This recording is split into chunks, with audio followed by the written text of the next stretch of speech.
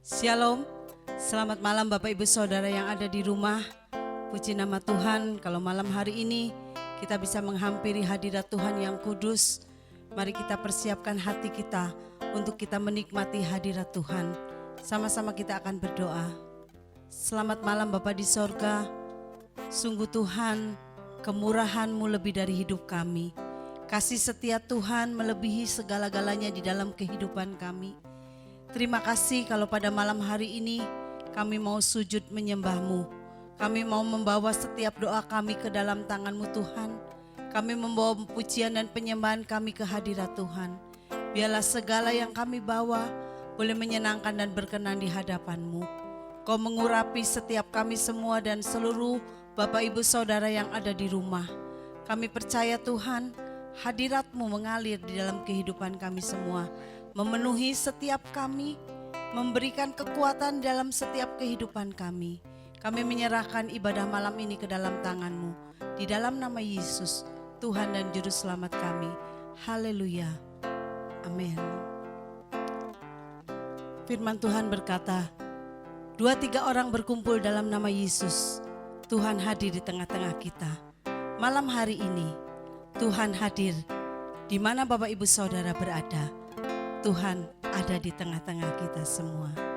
Yes Tuhan, haleluya. Tuhan hadir di bait kudusnya.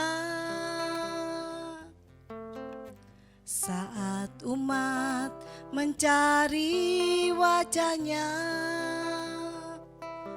berseru, berdoa, bersujud menyembah dan menikmati kehadirat-Nya.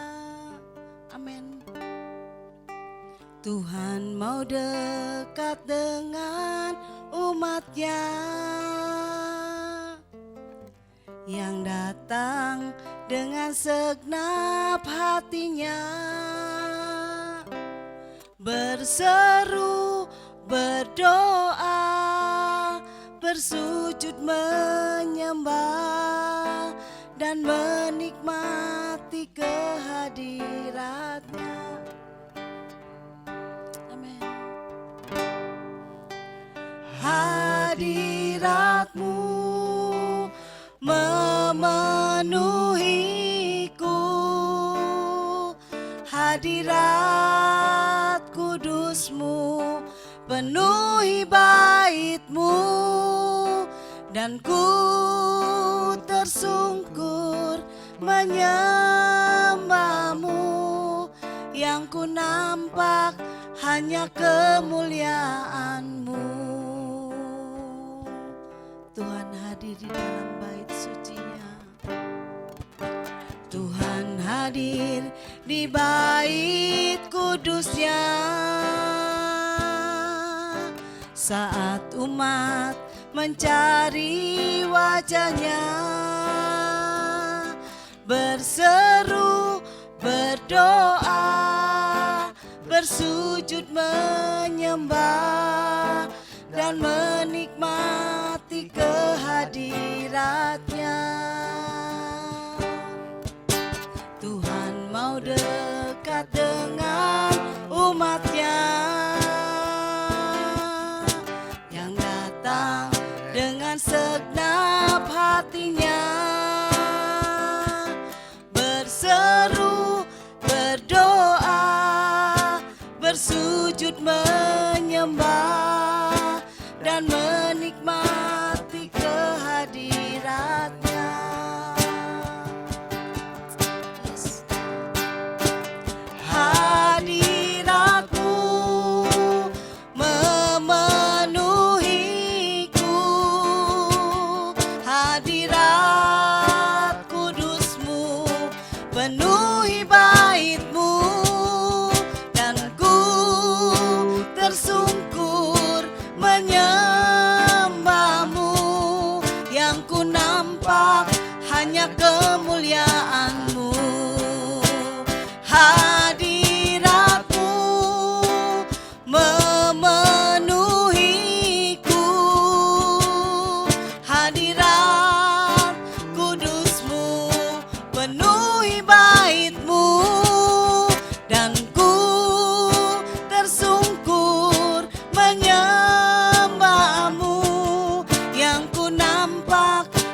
hanya kemuliaan-Mu, hadirat-Mu, hadirat-Mu memenuhiku, hadirat kudus-Mu penuhi bait-Mu, dan ku tersungkur menyembah-Mu, yang ku nampak hanya kemuliaan-Mu, hadirat-Mu, hadirat-Mu mengalir, hadirat-Mu Tuhan memenuhi kami semua. Amin, amin.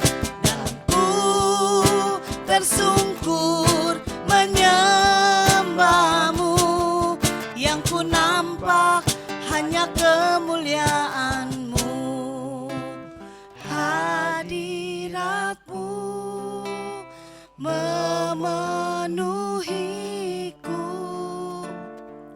hadirat kudus-Mu penuhi bait-Mu, dan ku tersungkur menyembah-Mu, yang ku nampak hanya kemuliaan-Mu, hadirat-Mu memenuhiku, hadirat kudus-Mu penuhi bait-Ku, dan ku tersungkur menyembah-Mu, yang ku nampak hanya kemuliaan-Mu, hadirat-Mu memenuhiku, hadirat kudus-Mu penuhi bait-Mu, dan ku tersungkur menyembah-Mu, yang ku nampak hanya kemuliaan-Mu,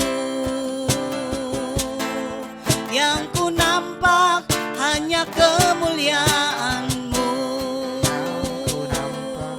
yang ku nampak hanya kemuliaan-Mu,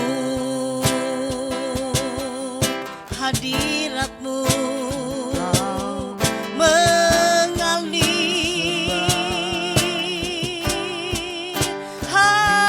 hadirat-Mu Tuhan penuhi kami, urapi kami semua.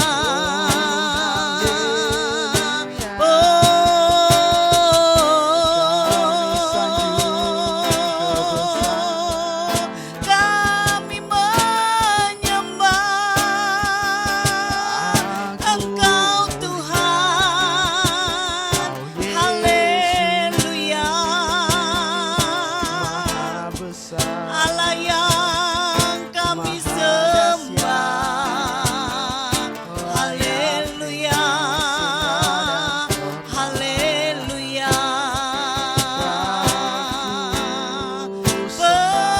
penuhi kami, haleluya, haleluya, syukur bagi-Mu Tuhan, terima kasih, terima kasih Allahku, haleluya, haleluya, rasakan hadirat Tuhan mengalir dalam setiap kami, rasakan hadirat-Nya, rasakan kemurahan-Nya, haleluya, oh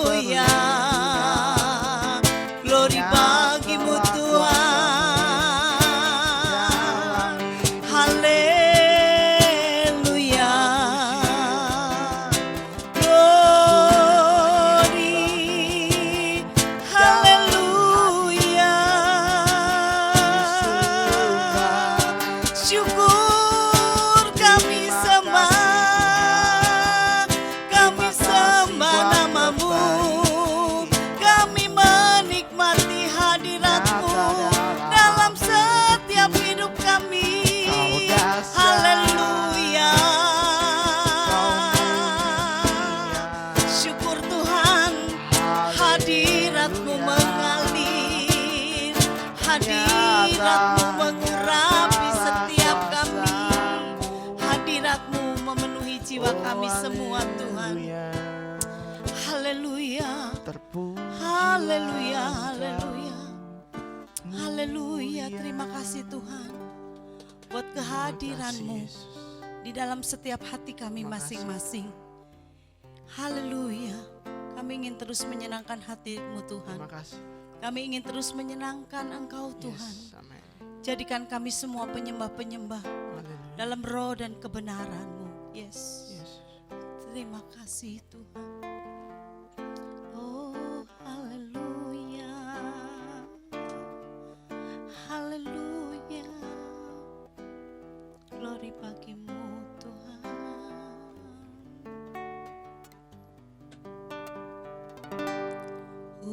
Urapan-Mu mengalirlah. Urapan-Mu buat jiwaku. Urapan-Mu kuatkan rohku. Urapan-Mu yang ku perlu. Urapan-Mu mengalirlah. Urapan-Mu buat jiwaku. Urapan-Mu kuatkan rohku. Urapan-Mu yang ku perlu, kami perlu. Urapan-Mu mengalirlah. Urapan-Mu buat jiwaku. Urapan-Mu kuatkan rohku. Urapan-Mu yang ku perlu.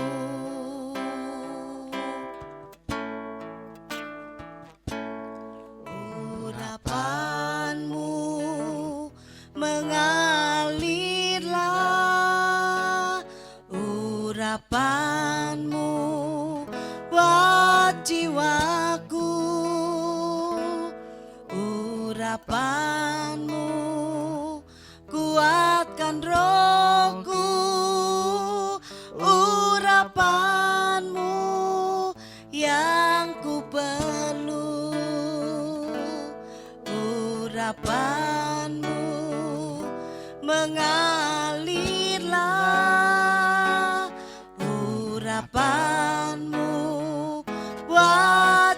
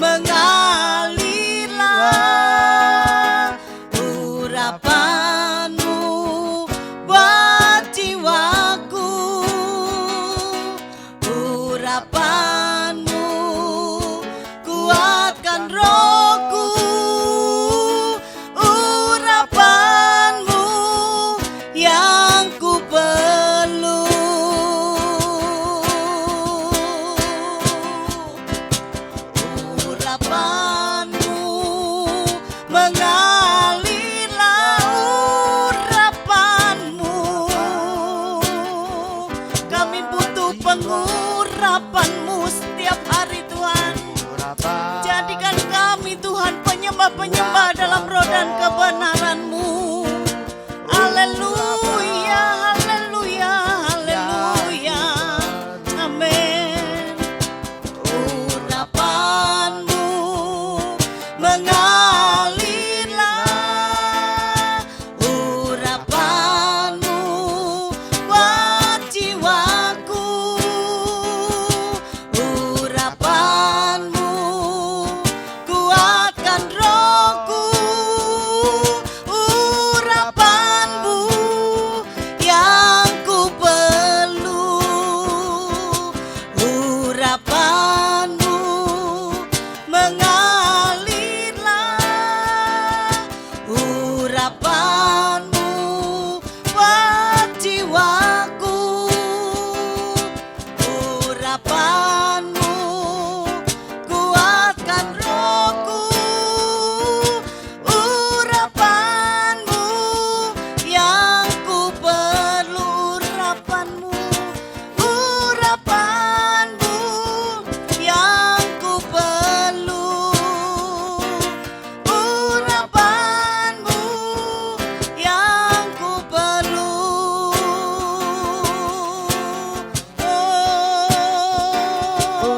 Kami perlu pengurapan-Mu, kami perlu urapan dalam hidupku Tuhan. Mengalir,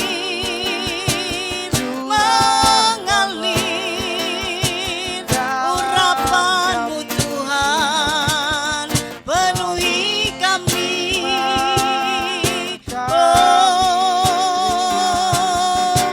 Haleluya, haleluya, haleluya. Syukur, haleluya.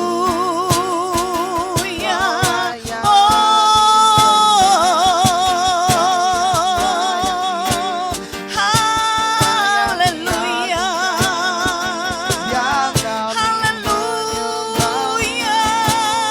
Kami perlu urapan-Mu. Haleluya, haleluya.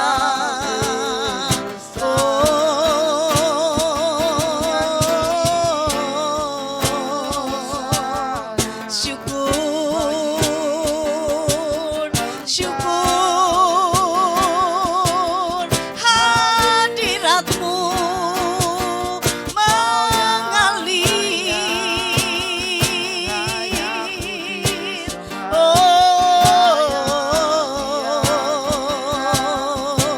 Jesus, haleluya, haleluya. Terima kasih Tuhan, terima kasih. Engkau ada di tengah-tengah kami semua Tuhan. Engkau sudah memberikan kami semua kekuatan. Biarlah setiap kami semua yang datang kepadamu Tuhan, diberikan kesetiaan, diberikan selalu roh takut akan Tuhan, untuk lebih sungguh-sungguh di dalam Tuhan. Pakai hidup kami semua Tuhan, agar apa yang kami persembahkan bagi Tuhan boleh menyenangkan hati Tuhan. Selidiki hati kami masing-masing. Biarlah Tuhan, saat Engkau datang kembali, Kau dapati kami semua tetap setia di dalam Engkau. Amin Tuhan. Selidiki aku, lihat hatiku, apakah ku sungguh mengasihi-Mu, Yesus. Kau yang Maha tahu dan menilai hidupku, tak ada yang tersembunyi bagimu. Selidiki aku, lihat hatiku, apakah ku sungguh mengasihi-Mu, Yesus. Kau yang maha tahu dan menilai hidupku. Tak ada yang tersembunyi bagimu. Telah kulihat kebaikanmu yang tak pernah habis di hidupku. Ku berjuang sampai akhirnya kau dapati aku tetap setia. Selidiki kami Tuhan, selidiki aku, lihat hatiku, apakah ku sungguh mengasihimu. Yesus, Kau yang maha tahu dan menilai hidupku. Tak ada yang tersembunyi bagimu. Selidiki aku, lihat hatiku, apakah ku sungguh mengasihimu. Yesus, Kau yang maha tahu dan menilai hidupku. Tak ada yang tersembunyi bagimu. Telah kulihat kebaikanmu yang tak pernah habis di hidupku. Ku berjuang sampai akhirnya kau dapati aku tetap setia. Telah kulihat kebaikanmu yang tak pernah habis di hidupku. Ku berjuang sampai akhirnya kau dapati aku tetap setia. Telah kulihat kebaikanmu yang tak pernah habis di hidupku. Ku berjuang sampai akhirnya kau dapati aku tetap setia. Kau dapati aku tetap setia. Kau dapati aku tetap setia.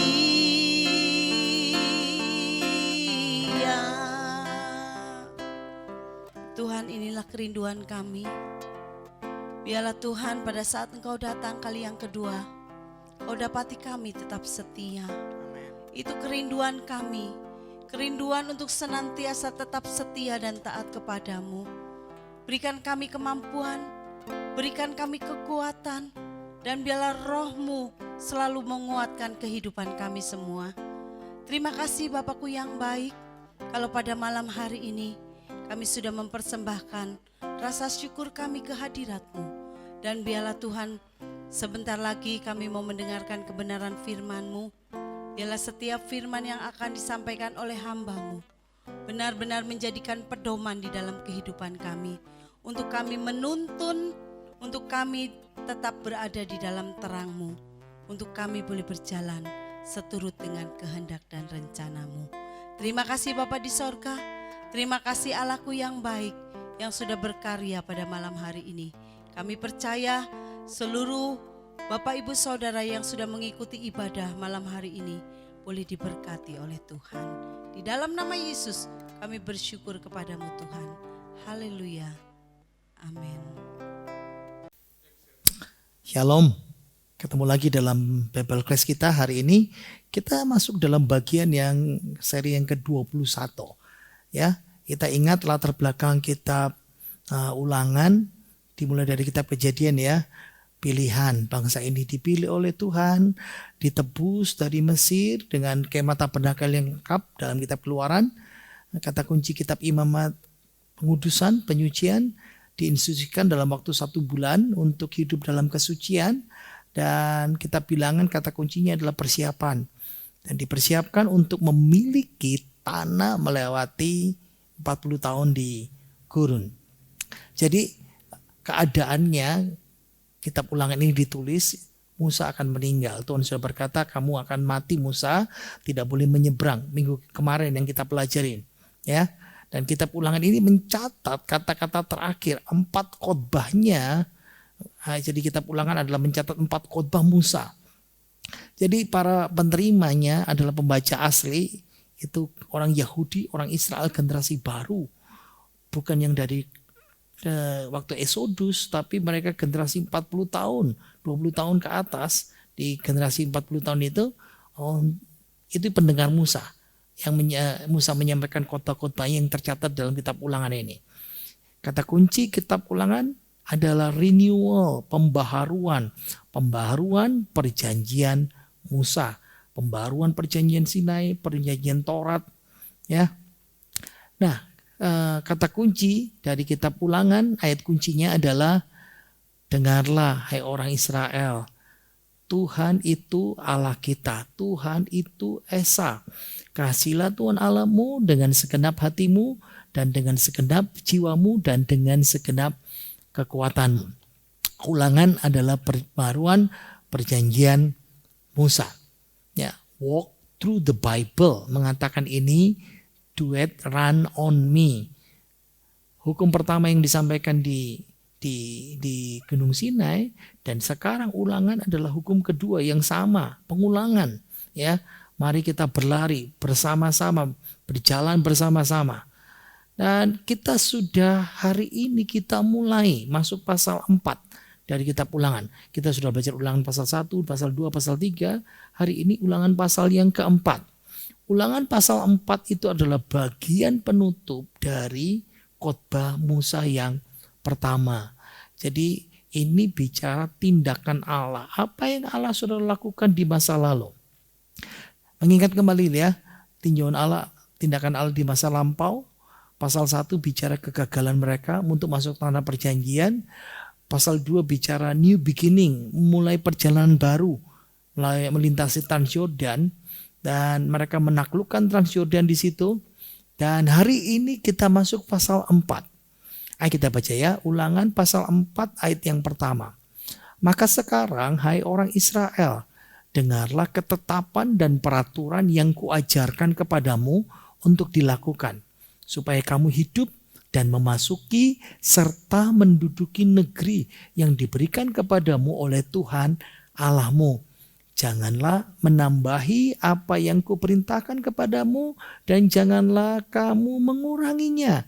Dengan demikian kamu berpegang pada perintah Tuhan Allahmu yang kusampaikan kepadamu.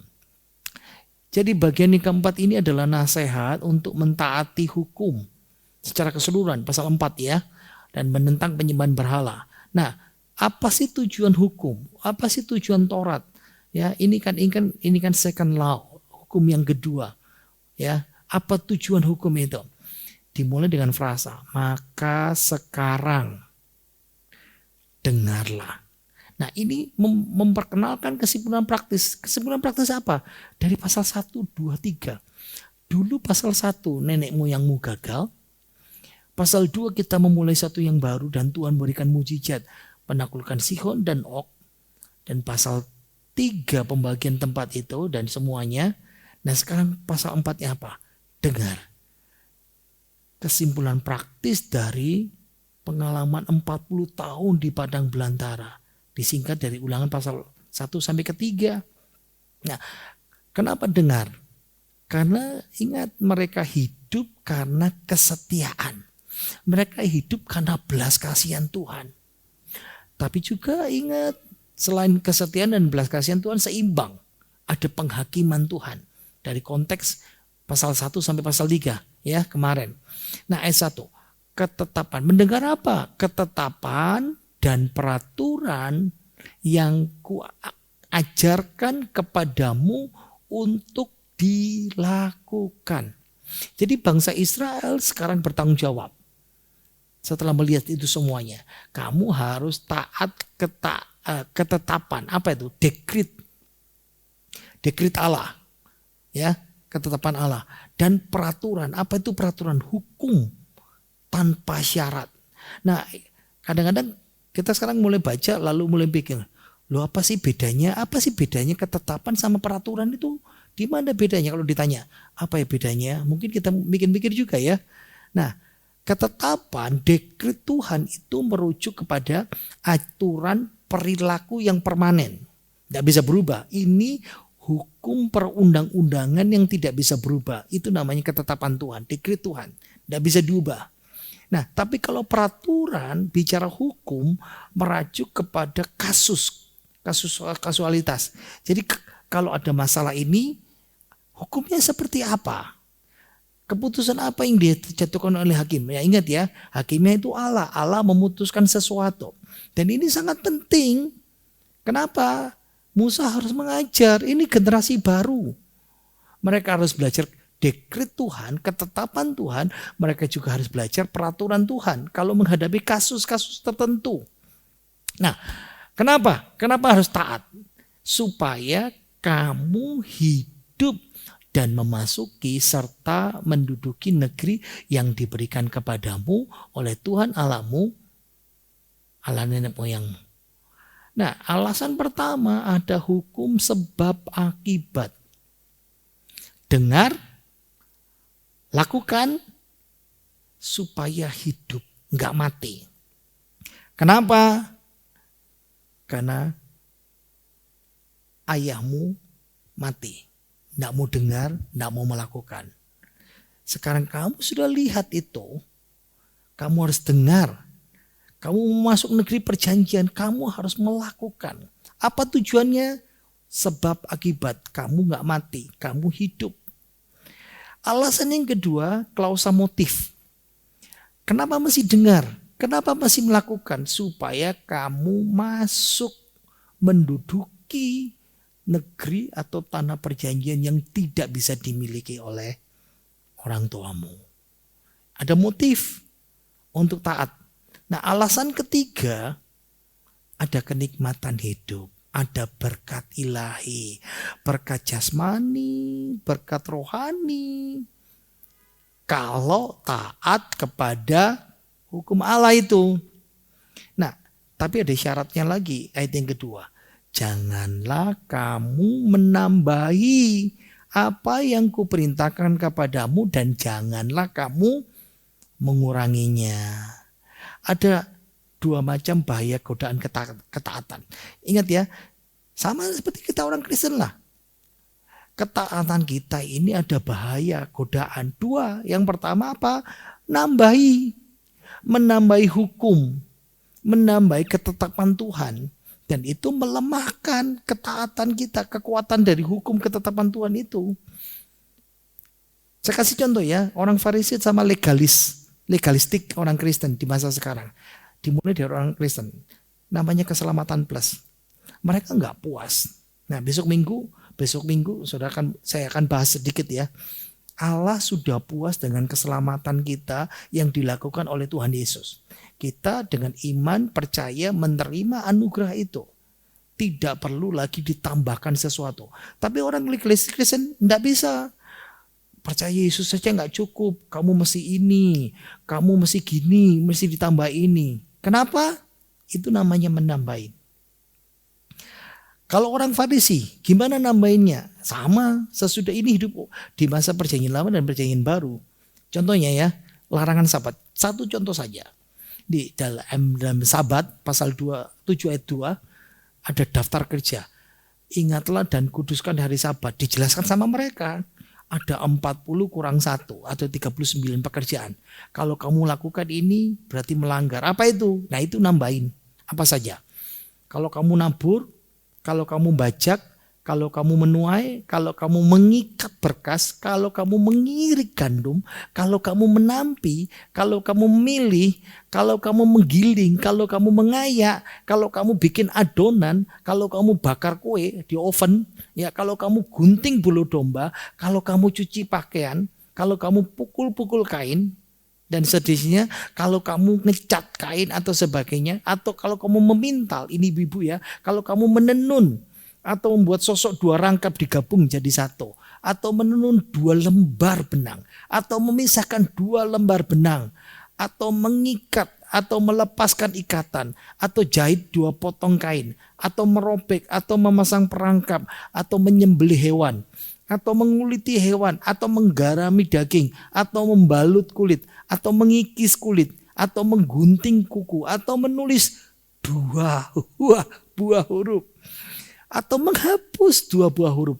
Bangun rumah, merobohkan rumah, padamkan api, menyalakan api, pukul dengan palu, bawa barang dari rumah, pindah, bawa barang saja. Misalnya tukang jahit mengantongi jarum, lihat ya, ribet nggak?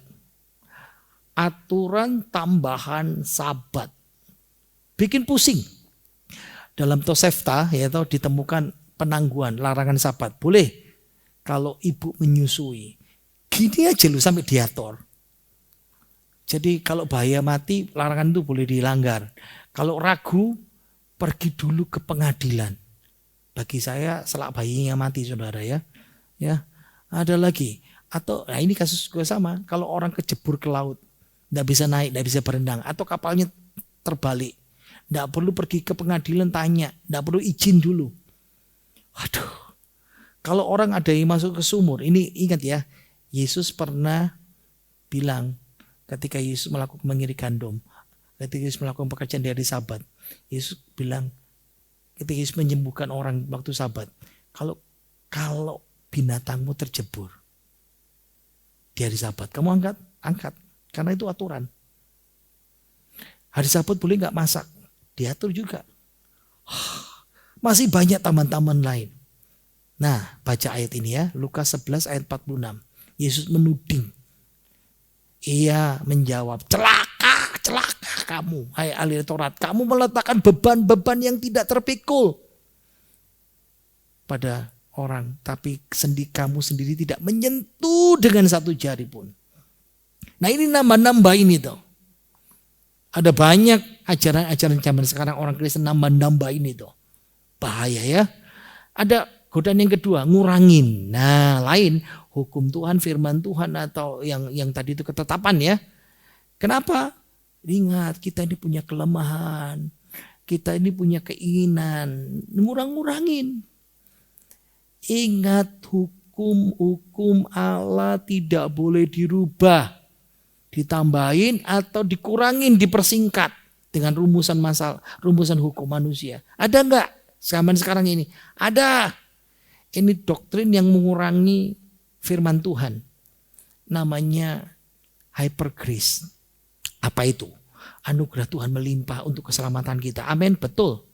Tapi masalahnya hyper grace mengajar kita tidak perlu bertobat kalau kita jatuh dalam dosa. Karena Allah sudah mengampuni segala dosa kita dari awal sampai akhir. Betul. Allah mengampuni dosa kita dari awal kita lahir sampai kita nanti mati. Cukup nggak korban Yesus? Cukup. Tapi masalahnya adalah mereka mengabaikan tanggung jawab manusia untuk bertobat. Kenapa Yesus mengajar kita? Dan ampunilah kesalahan kami. Itu doa Bapa kami. Doa pertobatan tiap hari. Dan mereka ngajar nggak perlu.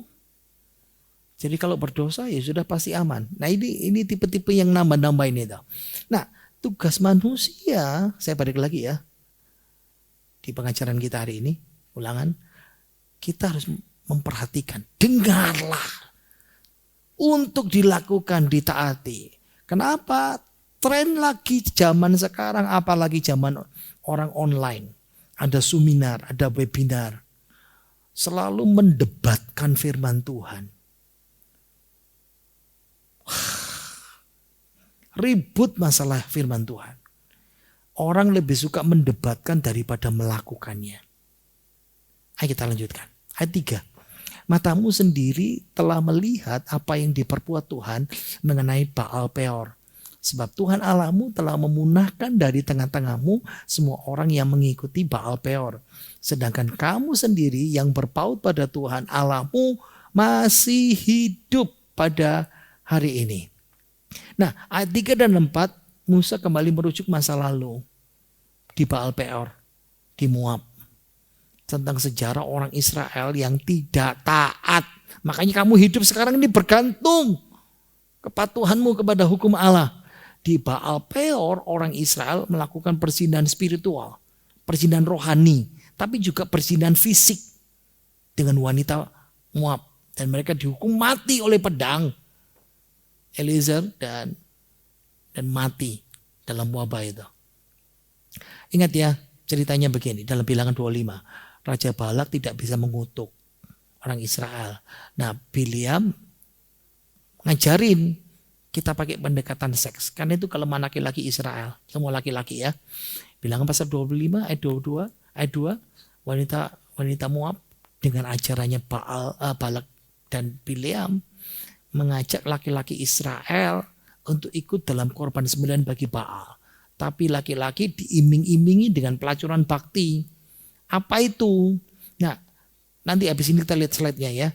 Kesuburan Kanaan, itu ritual orang kesuburan Kanaan dan mereka mempraktekkan lagi di kuilnya. Nanti saya terangkan habis ini ya. Lihat ya.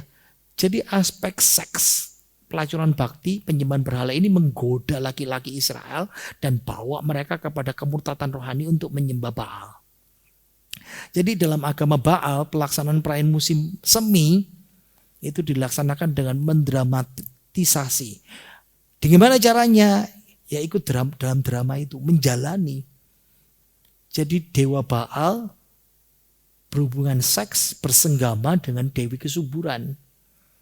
Jadi penemuan arkeologis ya dalam sejarah arkeologis Kristen, penganut Baal itu melakukan perzinahan.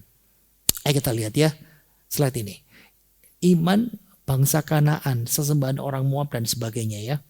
Ada penemuan arkeologi namanya Baal dan El. Ingat ya, kata El itu bukan saja Allah yang benar, tapi El itu Allah yang umum. Nah, makanya kadang-kadang orang meributkan tidak boleh pakai kata Allah. Padahal kata El itu dalam bahasa Alkitab itu untuk dewa dan untuk Allah yang benar. Oke, saya teruskan saja. Baal.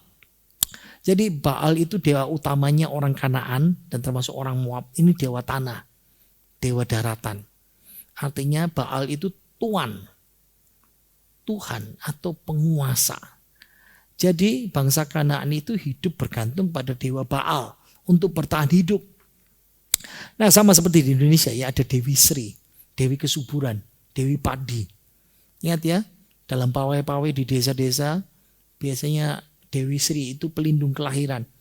Ya, mengendalikan padi makanan. Dewi Sri pakai kostum busana hijau, rambutnya disanggul, dikasih ronci bunga-bunga melati. Selendangnya kuning. Nah, seperti itu. Nah, seperti ini gambarannya. Ini orang Kanaan. Di musim dingin ada musim semi, musim panas, musim gugur, musim dingin, musim semi. Jadi musim semi Moab membunuh Baal, lalu di musim semi Baal bangkit dan Moab lagi membunuh lagi di musim dingin. Baal bangkit lagi. Itu siklusnya seperti itu. Ya, pahami gambaran itu. Seperti inilah. Moab itu dewa kematian, di musim dingin dikalahkan Baal di musim semi. Nah, baru bangkit supaya bangkit ya. Nah, supaya bangkit upacara ini, pelacuran bakti di kuil Baal dilakukan. Karena itu menggambarkan supaya kesuburan tanah itu digambarkan dengan persenggaman, dengan hubungan seksual. Makanya di kuil-kuil Baal ada wanita-wanita yang siap melayani laki-laki. Nah, itu sebagai ritual membantu dewa Baal bangkit di musim semi. Makanya para laki-laki itu antri di situ. Dan laki-laki Israel diiming-imingin. Bukan ikan tapi dendeng. Mau. Jadi kebiasaan ini yang menjijikan ini ditiru bangsa Israel. Dan di masa depan makanya Tuhan melarang keras. Tidak boleh ada pelacuran bakti. Pelacuran yang dilakukan untuk ibadah. Baik untuk laki-laki atau untuk perempuan. Nah, begitu seriusnya pelanggaran ini, apalagi orang Israel sudah diambang masuk pintu gerbang tanah perjanjian. Makanya Tuhan bilang sama Musa, harus serius. Semua orang yang bersalah harus dihukum mati. Dan akibatnya 24.000 orang meninggal. Karena mereka tidak taat dalam wabah. Dan dibunuh. Di sisi lain, yang taat, berpegang teguh pada Tuhan dapat hidup dan lolos dari kematian. Makanya dapat dipahami, kalau taat pada hukum Allah itu kamu orang bijak. Itu kebijaksanaan yang sejati.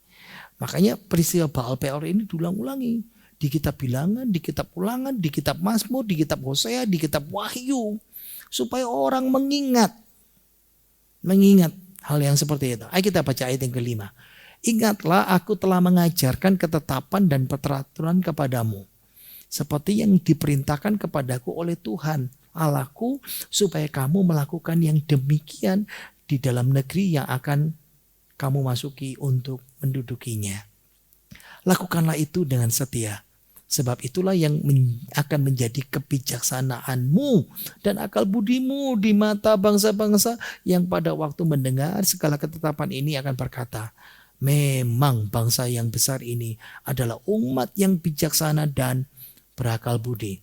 Sebab bangsa besar manakah yang mempunyai Allah yang demikian dekat kepadanya seperti Tuhan Allah kita setiap kali kita memanggil kepadanya.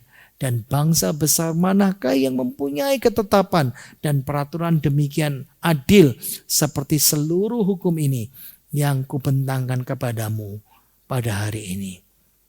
Jadi ingat, salah satu tujuan hukum itu Taurat ya, sama ya, untuk memberi orang Israel kehidupan yang penuh. Ada 3 alasan tadi itu ya.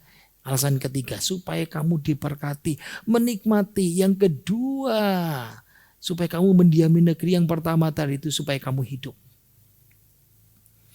Dan tujuan lain sekarang diungkapkan. Apa itu? Membuat orang Israel secara moral, secara rohani, kamu unik. Unik itu bukan antik. Antik itu jelek. Ya, misalnya kalau dihubungkan dengan antik kuno. Unik itu berbeda di antara semua bangsa. Dan itu menarik bangsa-bangsa tertarik kepada Tuhan yang benar, Allah yang benar. Nah, beda dengan bangsa lain. Bangsa Israel tidak boleh dibedakan dari sumber daya alamnya, kekayaannya atau kekuatan militer. Tapi dari mana? Moral. Hubungan kedekatan dengan Tuhan. Dan itu dengan cara apa? Dari taat mematuhi undang-undang, hukum, konstitusi moral yang Tuhan tetapkan. Kalau orang Israel taat hukum Tuhan, itu buat iri bangsa lain. Kenapa? Bangsa lain bisa melihat Israel. Terlihat seperti apa? Ini bangsa yang bijaksana dan berakal budi, punya pengertian. Coba lihat ya. Bangsa ini kecil, dari kitab perjanjian lama sampai sekarang. Banyak penemuan-penemuan yang luar biasa di bidang pertanian, bidang teknologi, bidang kesehatan, bidang apa saja. Kenapa? Karena Tuhan. Ada Tuhan sebagai pembela. 1 negara dikepung, 10 negara bisa menang dalam waktu 6 hari. Siapa? Allah. Bangsa ini terlihat punya ketetapan dan hukum yang adil dan yang benar. Oke, saya mau tutup dengan suatu penerapan. Apa penerapan buat saudara dan saya dari yang kita pelajari hari ini? Yang saya mau sampaikan hari ini adalah, saya mulai dengan suatu cerita. Ada seorang bernama Robert Kinnett. Nah, dia seorang peneliti di pusat kepemimpinan kreatif di Colorado Springs, Amerika Serikat. Dia bilang gini, Nilai-nilai yang kita klaim sebagai milik kita. Oh, saya itu seperti ini, saya itu seperti itu. Nah, itu namanya nilai-nilai yang kita klaim sebagai milik kita. Kadang-kadang tidak sesuai. Dan berkata ternyata memang tidak sesuai dengan tindakan nyata, dengan pikiran. Jadi kita ngomong ngaku, saya itu orang yang seperti ini, saya itu orang yang seperti itu. Yang kita omong dan pikirkan nggak sama. Dia kasih contoh. Seorang eksekutif bisnis, ya, dia bilang sama putri satu-satunya, dia punya anak putri 5 tahun. Dia berkata, kamu anak yang paling berharga. Kamu bagian hidupku yang berharga. Tapi kenyataannya dia berangkat kerja sebelum putrinya bangun. Dia tidak tunggu anaknya bangun. Dia pulang kerja sering kali putrinya sudah tidur. Bilang anak yang paling berharga, something precious in my life. Suatu ketika hari Sabtu, dia meluangkan waktu diajak putrinya itu yang 5 tahun itu. Ayo ikut papa ke kantor. Dia mau tunjukkan kantornya, dia tunjukkan kekuasaannya. Waktu keliling di kantor itu, putrinya 5 tahun itu berkata, Papa, ini rumahnya papa ya? Eksekutif itu tersadar seperti ada godam palu yang menghantam dadanya. Dia sadar, dia bilang, dia ngomong putrinya itu yang paling penting dalam kehidupannya. Tapi tindakannya itu dipertanyakan putrinya. Pak, ini tempat rumah papa ya. Ternyata yang paling dihargai itu pekerjaannya. Sama enggak hubungan kita dengan Kristus? Tuhan Yesus minta kita taat. Taat bukan karena kita nyaman. Taat bukan karena hanya ngomong doang. Tuhan Yesus kan bilang, kenapa kamu berseru kepadaku Tuhan, Tuhan, Tuhan. Tapi kamu tidak melakukan apa yang aku perintahkan. Apa yang aku katakan. Kadang kita merasa jadi orang yang taat. Ngakunya orang taat. Ngakunya orang Kristen. Tapi kita suka ngurangin firman Tuhan. Bergantung enaknya kita apa. Kita suka membantah firman Tuhan. Kita melakukan yang kita senangin saja, yang paling nyaman. Dan yang paling berat gak mau kita lakukan. Karena kita gak suka. Kadang-kadang kalau kita baca Alkitab. Baca Alkitab gak tiap hari? Seharusnya kita berdoa. Tuhan berikan penerangan supaya kami mengerti. Menjadi makanan rohani. Tapi juga doa. Supaya aku mentaati firman-Mu. Mendengar firman Tuhan. Melakukan firman Tuhan. Harus berjalan beriringan. Mari kita berdoa. Tuhan Yesus, terima kasih karena Engkau sudah memberkati kami dalam ibadah Bible Class kami hari ini. Jujur Tuhan, kadang-kala kami suka menambahi firman-Mu. Kadang-kala kami suka mengurangi. Karena kami tidak menyukai bagian itu Tuhan. Ajarkan kami bukan saja mendebatkan firman-Mu. Karena kami orang yang suka ngeyelan dengan firman-Mu.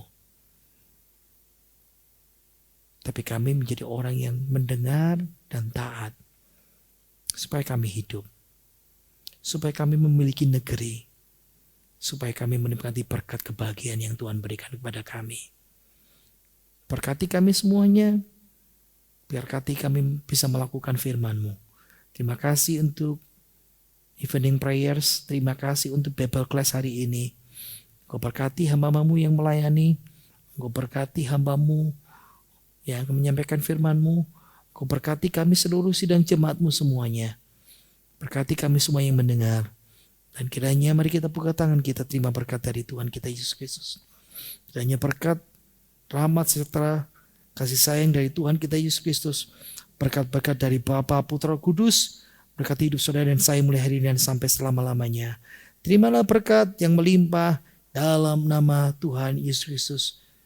Tuhan berkati kita semuanya. Kita semua yang percaya berkata, amin. Tuhan Yesus memberkati kita semuanya. Sampai jumpa lagi.